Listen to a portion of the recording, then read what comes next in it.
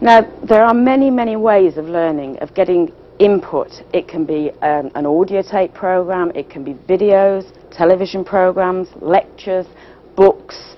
No matter what input you use, to make sure that you're listening or watching very carefully, you should always be trying to ask questions of the person who wrote the program, who wrote the book, who's presenting.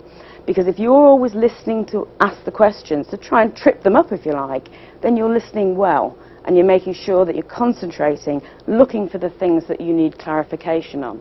And we recommend that you use the A, E, I, O, U that's on the board there, which are the vowels in the alphabet, to remember the type of questions you need to be asking. They are assumptions. You know, what assumptions are being made here? What evidence is there for the answers?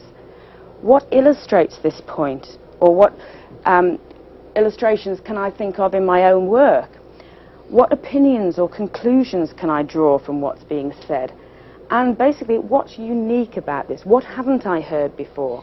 What can I do with this? So always be forming questions, asking the author, the writer, the presenter in your mind. You know, get your answers. You'll be very much listening well if you do that. As Jane mentioned, as adults, there are three key ways that we take in information: visual, auditory, and physical.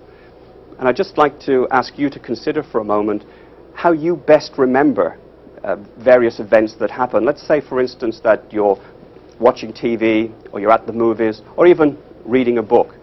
Do you, A, best remember what you see? Do you remember the scenes? Do you remember what people look like? Or B, do you remember the dialogue? Do you remember what people have to say? Do you remember people's names? Do you remember the jokes? Or C, do you remember what happened? Do you remember how the characters felt? Do you remember how you felt watching them or reading about them? You are all unique individuals, and you all have preferences. And this is what multisensory learning is all about, is to help you recognize the ones that you have and to embrace the others as well for true multi-chance, multisensory learning. Jane? We've seen a lot of techniques so far, and mentioned a lot of techniques that actually refer to each of the senses. The visual people will certainly find techniques like highlighting. As you go through a textbook, don't be afraid to highlight, because we've all been brought up to respect books, but basically they need to work for you, and you should be involved in what you're learning. Go through, highlight the text as you find new information, underline it. Those sort of things will be very helpful for the visual people. You can also use mental imagery and visualization to put yourself in the situation where you're using your learning. That's a very visual technique. You can watch demonstrations. You maybe need to see somebody doing something before it really makes sense to you. And also the mapping technique that we'll be showing you in a little while, like the maps that we're using here, would very much be a visual technique where you can see what we're talking about. For people who are more auditory, they don't need necessarily to take so many notes, because that's their way of learning. They take the information in an auditory style. And things like audio tapes, even reading into an audio tape themselves to help revise, that would certainly help. They appreciate the sound of the voice.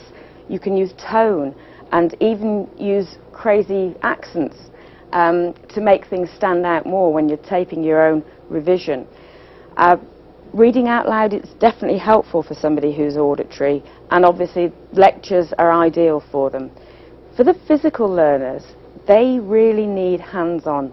They need to actually be doing things to make sense to them.